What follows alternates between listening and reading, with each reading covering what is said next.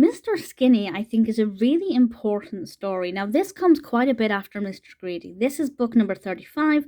Mr. Greedy is book number 2. And Mr. Greedy has an important message about not eating too much. And Mr. Skinny actually, quite pleasingly, says that not having a big appetite can also be quite problematic, and it can actually be something for which you need to consult a doctor. And that's exactly what Mr. Skinny does, because we learn that although he lives in Fatland, I have to say it's brilliantly illustrated. He lives in Fatland.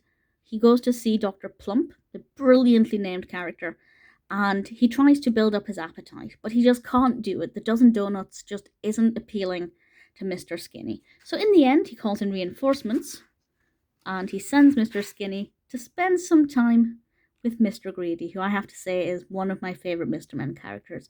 I absolutely love him. And Mr. Greedy does manage to increase Mr. Skinny's appetite. And ultimately, if I can do this with one hand, he gets a little tummy. I think that's so cute.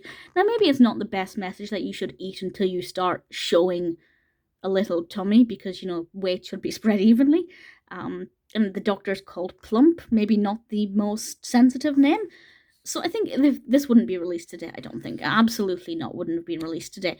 But I don't think it's that harmful. In fact, I think it's worth praising, because so often in society we're like, no, you're too big, you shouldn't eat that much, you're greedy.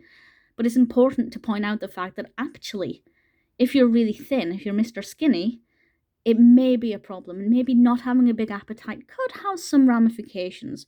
Of course, it's important to also say that if you're skinny, it's not necessarily a bad thing. But I think Mr. Skinny's got a good message. It's a good story. I really like the character, and I think it's definitely got some value to it.